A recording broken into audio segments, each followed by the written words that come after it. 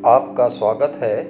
कृपया वीडियो को पूरा देखें, अपने कमेंट्स दें, सब्सक्राइब करें और अधिक से अधिक शेयर करें। ज्योतिष सीखने के लिए संपर्क करें।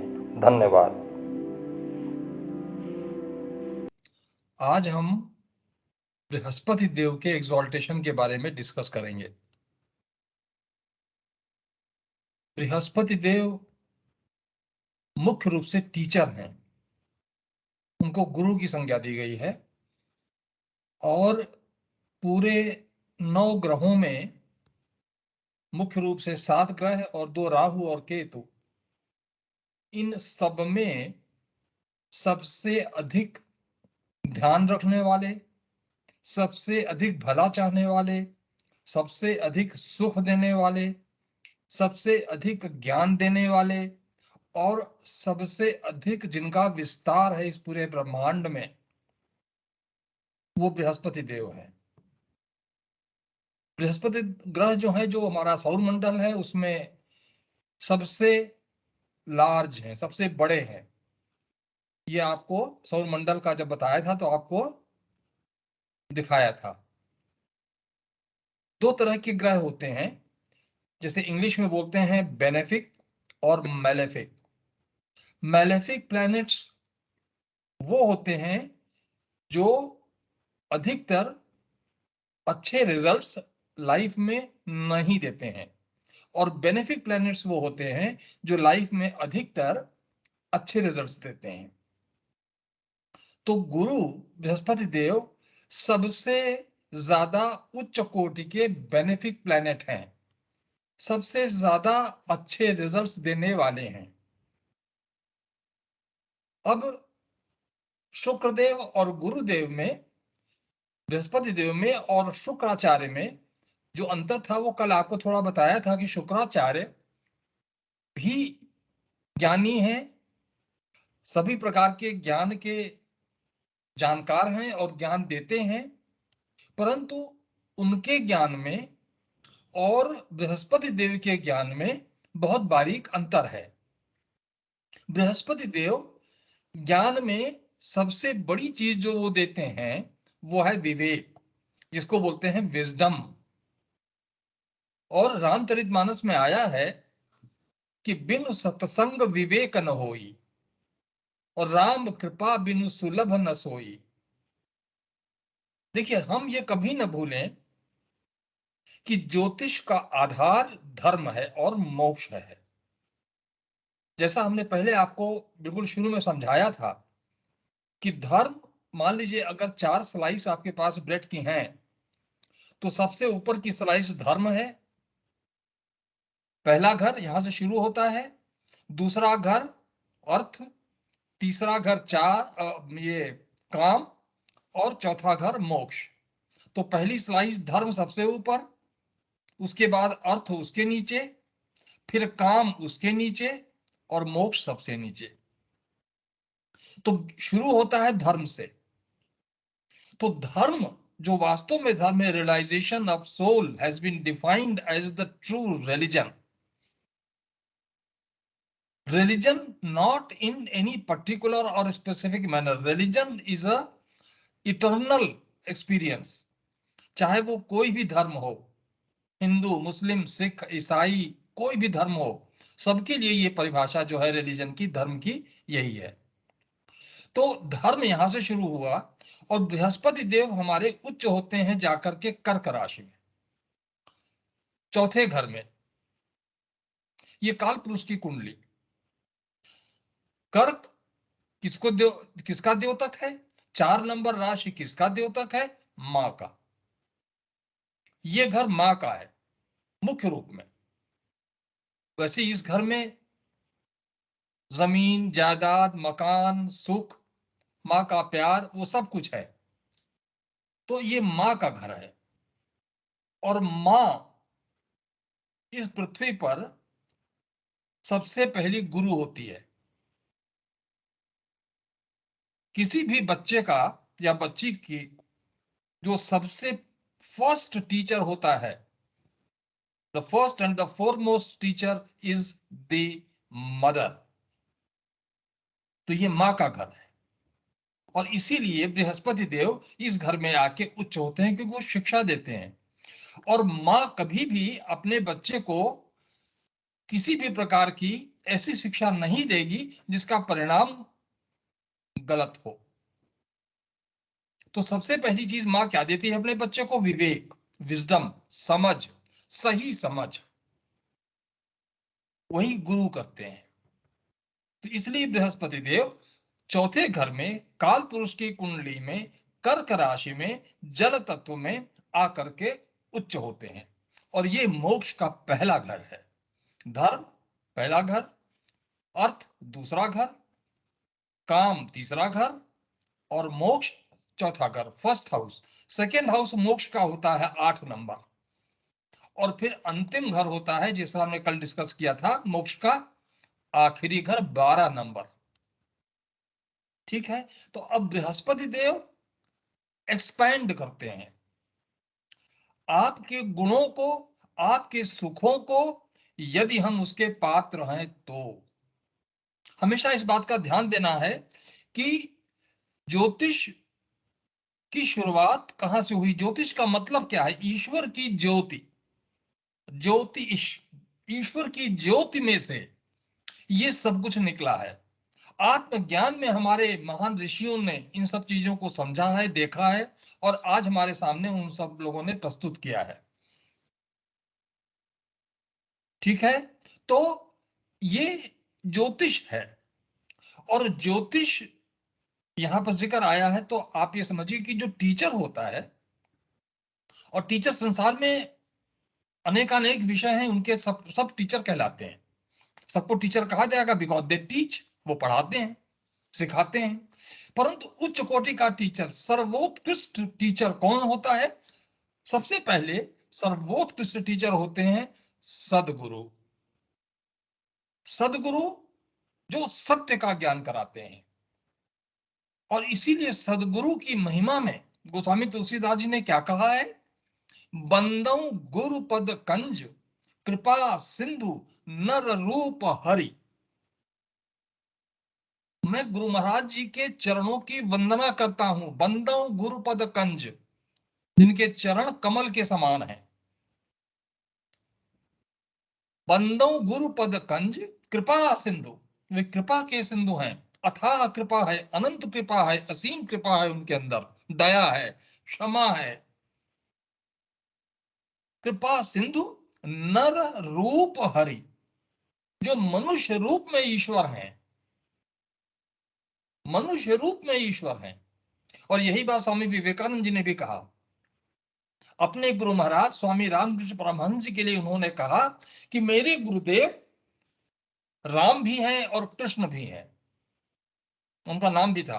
उन्होंने कहा कि चारों वेदों का सार मेरे गुरुदेव के चरणों में है। ये मेरे शब्द नहीं है, ये स्वामी विवेकानंद जी के शब्द हैं। चारों वेदों का सार मेरे गुरुदेव के चरणों में है। तो बृहस्पति देव को टीचर की संज्ञा दी गई है।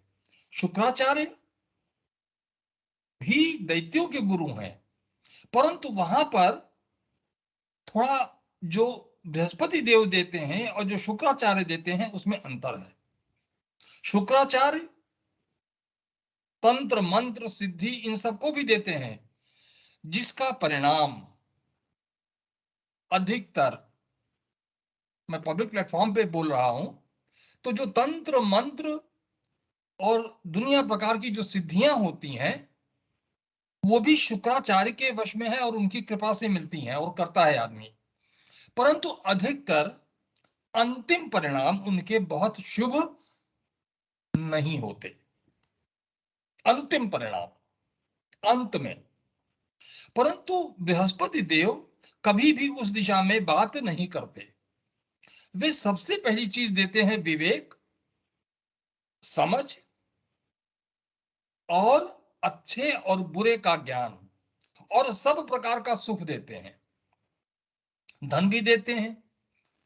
गुरुदेव बृहस्पति देव जो हैं वो कारक हैं धन के भी, विद्या के भी, संतान के भी, और स्त्रियों की जन्मपत्री में, लड़कियों की जन्मपत्री में विवाह के कारक हैं। पुरुषों की जन्मपत्री में, मेल चार्ट्स में शुक्राचार्य विवाह के कारक हैं और स्त्रियों की जन्मपत्री में बृहस्पति देव कारक होते हैं विवाह के। परंतु सबसे बड़े, सबसे ज्यादा पावरफुल बेनिफिक प्लैनेट, भला चाहने वाले, भला करने वाले, सुख देने वाले, सुखों का विस्तार करने वाले अगर कोई है प्लैनेट तो वो है बृहस्पति देव। और वे उच्च हो जाते हैं जाकर के काल पुरुष कुंडली के चौथे भाव में, जहां कर्क राशि है, जो घर मां का है, जहां जल तत्व है, जो मोक्ष का पहला घर है। तो गुरु के लिए क्या कहा है? सदगुरु। गुरु ये सदगुरु नहीं है, ये बृहस्पति देव है। बहुत अंतर है। सदगुरु आत्मज्ञान कराते हैं, ये हमको विवेक देते हैं, समझ देते हैं, हमारा भला चाहते हैं। परंतु एक थोड़ा सा अंतर है, वो ये है कि अगर हम सही रास्ते पर नहीं चलेंगे, गुरु जो चाहते हैं हमसे अगर हम वो नहीं करेंगे, जो उनकी मर्यादा है, जो उनकी शिक्षा है, जो वो मनुष्य से अपेक्षा करते हैं,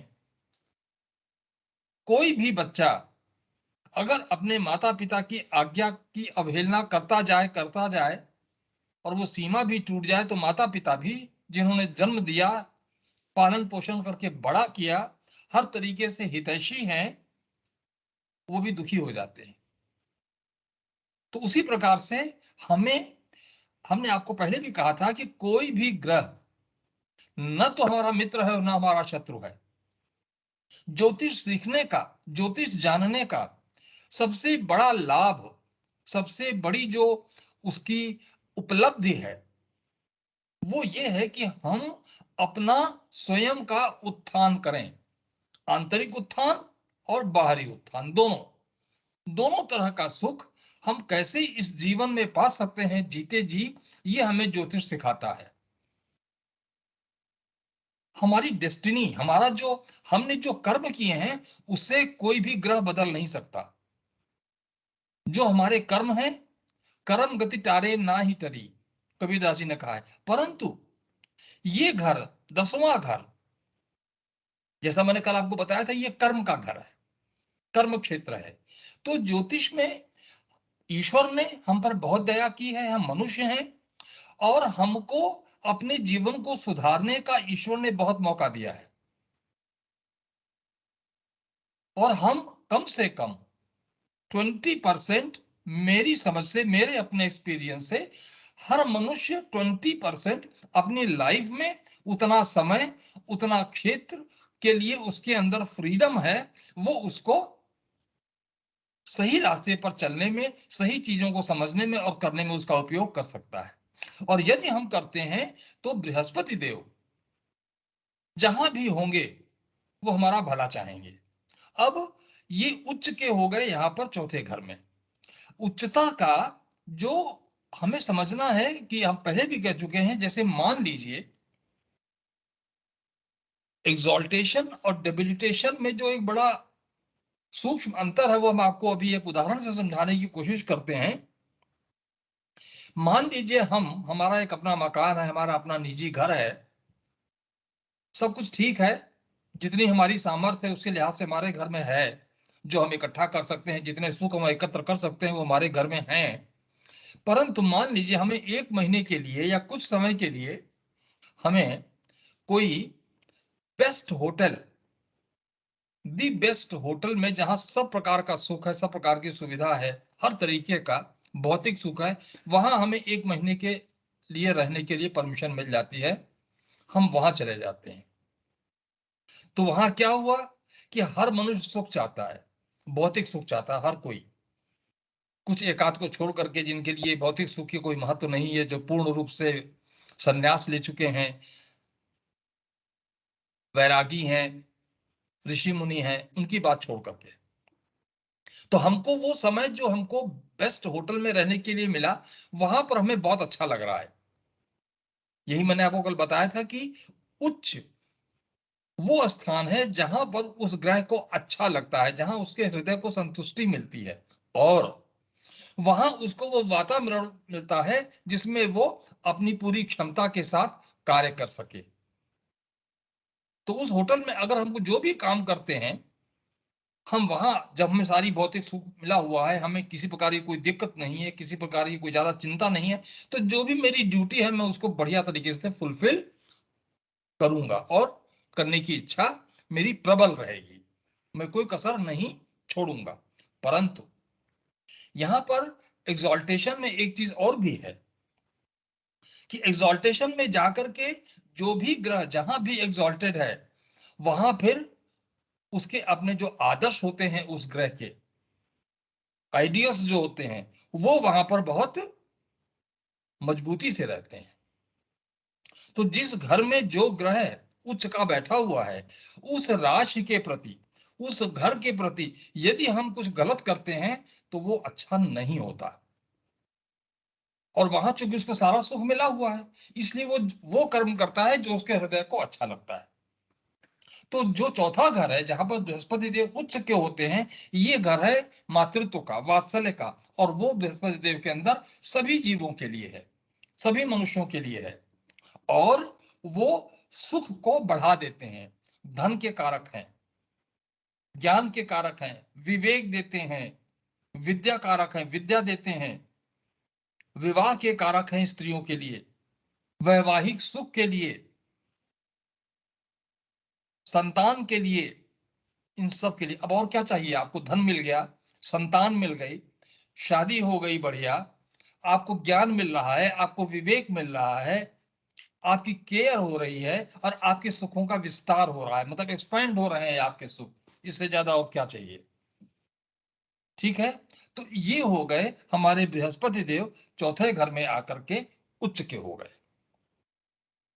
अब ये यहां उच्च के हो गए, तो हमने आपको बताया था कि वो डेबिलिटेटेड कहां होंगे, उसमें आप 6 जोड़ दीजिए, यानी 180 डिग्री पे चले जाइए। तो 180 डिग्री कहां गया? कौन सा घर हुआ? 10th हाउस, जहां मंगल उच्च के हैं। अब थोड़ा सा यहां विचार कीजिएगा। हमने आपको बताया था कि सूर्य, चंद्र, मंगल और बृहस्पति देव, ये चारों देवताओं का ग्रुप है। तो 10वें हाउस में मंगल तो हो गए उच्च के, ये भी देवता ग्रुप में है, और बृहस्पति देव यहां हो गए नीच के। हो गया विरोधाभास। जल तत्व में उच्च के, पृथ्वी तत्व में बृहस्पति देव डिबिलिटेटेड हो गए। तो अब यहां क्यों हो गए डिबिलिटेटेड? सोचिए थोड़ा। क्यों? क्योंकि ये कर्म क्षेत्र है, और कर्म क्षेत्र के इंचार्ज मंगल है, सेनापति, ऊर्जा। यहां पर ऊर्जा का काम है, यहां पर जो ड्यूटी आपको, जो सूर्य आपको आदेश देते हैं, वो आपको पूरा करना है। और गुरुदेव क्या है? बृहस्पति देव क्या है? विवेक है, ज्ञान है। तो 10वां घर कब आया? चौथा घर, 5वां घर, 6वां, 7वां, 8वां, 9वां, 10वां, 6 घर के बाद। यानी मनुष्य अगर यहां जन्म हुआ उसका, बच्चे का, तो 2, 3 और चौथे घर में आके उसको मां से, जो प्रथम गुरु होती हैं, और बृहस्पति देव भी यहां पर उच्च के हुए, तो उसको हर प्रकार की शिक्षा मिल चुकी है। तो 10वें घर में आकर के वो व्यक्ति कर्म में जुटेगा।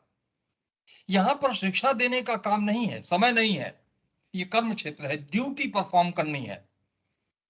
और ये ड्यूटी, प्रोफेशन, यहां से प्रोफेशन भी देखा जाता है। प्रोफेशन मतलब आपकी नौकरी, आपका व्यवसाय, आप क्या करेंगे, वो भी यहां से देखा जाता है। मुख्य घर यही है प्रोफेशन का, ये घर बिजनेस का है। लेकिन बिजनेस आप करेंगे ये पता यहीं से चलेगा, आप टीचर बनेंगे पता यहीं से चलेगा। यहां से पता चलता है आपके व्यवसाय के बारे में। और व्यवसाय आप कब करेंगे? जब आपको शिक्षा मिल चुकी है, जब आप सीख चुके हैं। यहां पर तो आपको सिर्फ कर्म करना है, यहां सीखने का मौका नहीं है। यहां तो बस full of energy. Mangal, Mars is a fire, ball of fire, full of energy. he has to follow the commandments of the son, the king. Okay, तो यहां पर गुरु आकर के फिर यहां पर बृहस्पति देव का कोई अधिक काम नहीं है, इसलिए यहां आकर के वो शांत हो जाते हैं, डिबिलिटेटेड हो जाते हैं। अब आते हैं हम, ये हो गए बृहस्पति देव। अब हमारे बच जाते हैं शनिदेव। ये 7 प्लैनेट्स 6 हो गए।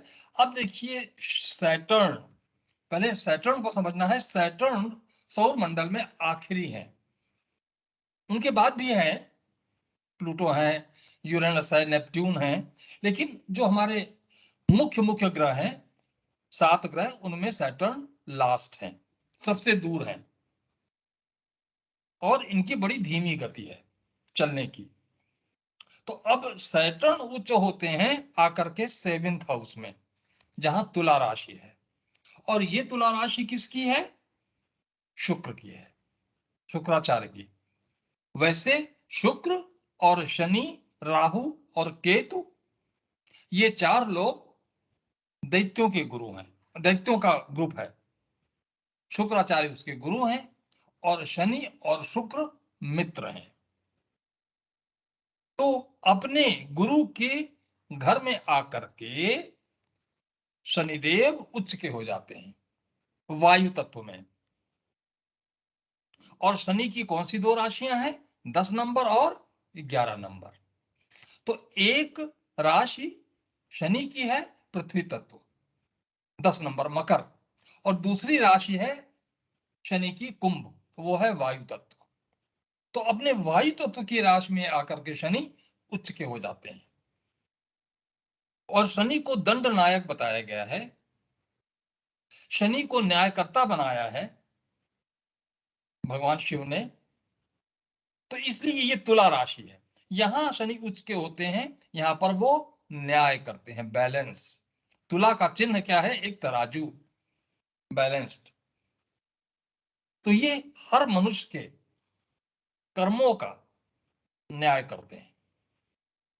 तो अब आप देखें तो ये जो 7वां घर है, 7वां घर इस पूरे चार्ट में, पहला घर, यहां जीव आया और उसके ठीक सामने उसका न्याय हो रहा है। ये हाफ, अगर आप यहां से करें तो ये हो गया लेफ्ट साइड, और ये हो गया राइट साइड।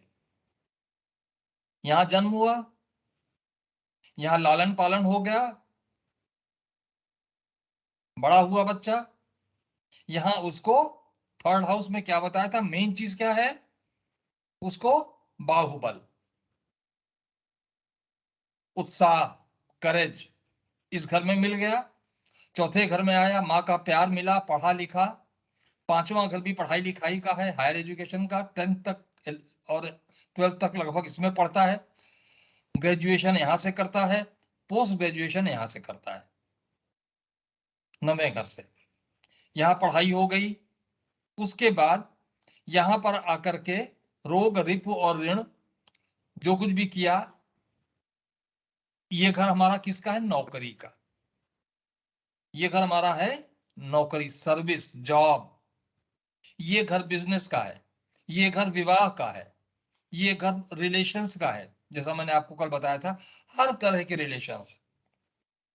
तो यहां आते आते मनुष्य क्या हो गया? एजुकेशन भी काफी हो गई, और जॉब भी कर लिया, विवाह भी हो गया। उसके बाद यहां आते आते इस घर में शनिदेव न्याय करते हैं। न्याय तो उनका पूरे जीवन चलता है, जब से बच्चे ने जन्म लिया, पहली सांस ली, और जब मनुष्य अंतिम सांस लेगा, उस समय तक उसके साथ न्याय ही होता रहता है, जैसे उसने कर्म किए हैं पूर्व जन्म में, पूर्व जन्मों में। जो थोड़ा सा हिस्सा लेकर के आया है वो इस जन्म में भुगतने के लिए, और इस जन्म में जो कर्म कर रहा है उसका भी न्याय होता है, कुछ का क्रियामान, उसके कुछ का। तो शनिदेव शुक्र की अपने देव, अपने गुरु, अपने टीचर शुक्राचार्य की राशि में आकर के उच्च के हो जाते हैं और न्याय करते हैं। शनिदेव को कभी ये नहीं समझना है कि वो, लोग कहते हैं कि शनिदेव से डरते हैं। शनिदेव जो न्याय करता है वो न्याय करेगा, किसी का फेवर नहीं कर सकते वो। तो हमें ऐसे कर्म अपने जीवन में करने चाहिए जैसे शनिदेव तराजू पकड़ करके न्याय करते हैं, उसी प्रकार अगर हम भी अपने जीवन में तराजू को पकड़ करके न्याय पूर्वक अपना जीवन बिताएंगे, न्याय पूर्वक अपना जीवन बिताएंगे, तो कभी शनि का तराजू हमारे तराजू से टकराएगा नहीं। जो पहले का है वो तो ठीक है, वो तो हम कर चुके हैं, उसको हम चेंज नहीं कर सकते, परंतु इस जन्म में हम कर सकते हैं अगर हम समझें चीजों को। इस यहीं आकर के ज्योतिष हमारी बहुत मदद करता है कि हम कैसे चलें, हमारा कौन सा प्लेनेट हमारे चार्ट में, मेरे चार्ट में कौन सा प्लेनेट मेरे चार्ट में मुझसे क्या अपेक्षा कर रहा है। अगर हम अपने जीवन को उस दिशा में ले चलें, उस रास्ते पर ले चलें, उस तरीके से नियम संयम से रहें, तो हमें कम से कम इस जन्म में जो हम कुछ कर रहे हैं उसका हमें दुख कम मिलेगा। दूसरी बात, जो हमने पूर्व जन्मों का भी हमारा संचित आया हुआ है हमारे पास प्रारब्ध, उस संचित में से प्रारब्ध लेकर के थोड़ा सा हिस्सा जो होता है उसको प्रारब्ध बोलते हैं, जो एक्युमुलेटेड है, दैट इज संचित। प्रारब्ध और क्रियामान तीन प्रकार के कर्म होते हैं। तो जो हम प्रारब्ध, उस संचित में से थोड़ा सा हिस्सा हमें उस प्रकृति ने दे करके भेजा है इस जन्म में, उसको भोगने के लिए, उस तरीके से रहने के लिए, उस तरह से जीवन बिताने के लिए हम मजबूर हैं। वो तो चेंज नहीं हो सकता, लेकिन उसमें सुधार किया जा सकता है, उसमें थोड़ी सहजता आ सकती है। तो वो कब होगा, जब हम, जो प्लैनेट मेरे चार्ट में मुझसे अपेक्षा कर रहा है, मुझसे चाह रहा है कि तुम इस तरीके से रहो, तुम इस तरह से काम करो, तुम इस दिशा में जाओ, तो हमारे लिए चीजें आसान हो, थोड़ी आसान होंगी, और शनिदेव भी हमसे प्रसन्न रहेंगे। क्योंकि शनिदेव, कल आपको बताया था कि ये जो 10th हाउस है कर्म का, इसके कारक शनि है, और यहां पर कर्म का फल मिलता है। 11वां घर, 11वां घर हमने आपको पहले बताया था कि ड्रीम्स एंड डिजायर्स के फुलफिलमेंट का घर है, ड्रीम्स एंड डिजायर्स के फुलफिलमेंट का घर है। यहां पर आपको इच्छाओं, आपकी इच्छाओं की पूर्ति होती है, लेकिन उन इच्छाओं की पूर्ति हो, वो इच्छाएं आपकी पूरी हो, वो सब आपको मिले, उसके लिए आपको ये कर्म क्षेत्र, पहले इस कर्म क्षेत्र में खूब कड़ी मेहनत करनी पड़ेगी। और ये निश्चित बात है, हमारे शास्त्रों में लिखा हुआ है कि शनिदेव, जो हम ईमानदारी से और नीति पूर्वक, मर्यादा में रहते हुए, मानवता के साथ, सहृदयता के साथ सभी जीवों और सभी मनुष्यों के प्रति रह करके अपने कर्म को भरपूर निभाते हैं, उसका फल हमें शनिदेव अच्छा जरूर देते हैं, चाहे जब दें इस जीवन में। ये बिल्कुल निश्चित बात है। और अगर हम वो नहीं करते हैं तो उसका उल्टा भी हमें शनिदेव जरूर देते हैं इस जीवन में, समय पूरा होने के पहले। कब देंगे ये उनकी इच्छा है, और वो हमारे ऊपर डिपेंड करता है कि हम कितने ईमानदारी से रहते हैं। शनिदेव को किसी भी प्रकार की अनैतिक बात, अनीति, जिसमें मानवता नहीं है, जिसमें दया नहीं है, जिसमें क्षमा नहीं है, जिसमें कर्मठता नहीं है, ड्यूटीफुलनेस नहीं है, कड़ी मेहनत नहीं है, शनिदेव को वो चीजें बिल्कुल पसंद नहीं है। और जो ये सब करता है, जितना करेगा, ये 10th हाउस और ये 11th हाउस, 10th हाउस कर्म का, 11th हाउस आपके कर्मों के फल का, जितना, जैसा बीज बोया, जितना बोया उतना फल मिलेगा, उसी अनुपात में, न ज्यादा न कम। तो ये शनिदेव यहां तुला में आकर के उच्च के हो जाते हैं। अब देखिए यहां पर डेबिलिटेटेड कहां होंगे, आपको मालूम 180 डिग्री कहां गया, फर्स्ट घर। यहां आकर के वो डेबिलिटेटेड हो जाते हैं। ये किसकी राशि है, अग्नि राशि है। यहां सूर्य उच्च के हैं, और सूर्य और शनि में पिता पुत्र का रिश्ता तो है, परंतु विचारों का रिश्ता बिल्कुल नहीं मिलता। तो यहां आकर के शनि डेबिलिटेटेड हो जाते हैं। अब क्या होता है, शनि के साथ केवल एक चीज है, शनिदेव को मैंने बताया कि उनकी चलने की गति बहुत धीमी है। इसके पीछे कारण क्या है? कारण दो हैं बहुत बड़े। क्योंकि अगर वो तेज चलेंगे तो वो हर जीव, हर मनुष्य के हर कर्म का लेखा जोखा कैसे रख पाएंगे। और दूसरी बात, जो शनिदेव को जिम्मेदारी दी है भगवान शंकर ने न्यायकर्ता की, और सबसे बड़ा न्याय किस चीज पर होता है? हमारे कर्म का न्याय होता है, और किस चीज का न्याय होता है? और कर्म ही अच्छे होते हैं और कर्म ही बुरे होते हैं, और संसार में हम करते क्या है? और जब बच्चा बड़ा हो जाता है, थोड़ा समझदार हो जाता है, उसके बाद आप जानते हैं, महसूस किया होगा कि कोई भी क्षण नहीं जाता है जब हमारे मन में विचार न उठ रहे हो। तो कर्म केवल, इसीलिए मैंने कहा कि अनीति मनसा वाचा कर्मणा, सबसे पहले कोई भी जो एक्शन होता है, हमारे शरीर से जो एक्शन होता है, एक्ट करते हैं हम, उसके पहले मन के अंदर विचार पैदा होता है। वो हम आपको पहले बता चुके हैं, मन बुद्धि चित्त अहंकार। तो मन के अंदर विचार होना, फिर उसको अहंकार की उसकी पुष्टि होना, फिर उसके ऊपर एक्शन करना, हमने बीज बो दिया।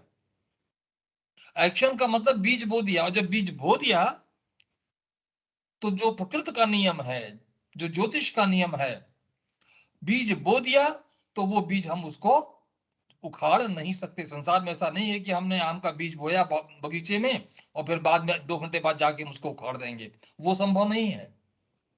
इसीलिए एक्शन मतलब कर्म। तो हम जैसा कर्म करेंगे हमें वैसा फल मिलेगा। तो शनिदेव उच्च के हो गए 7th हाउस में, तुला राशि में, ठीक है। तो और फर्स्ट हाउस में जाकर के वो डिबिलिटेटेड हो गए।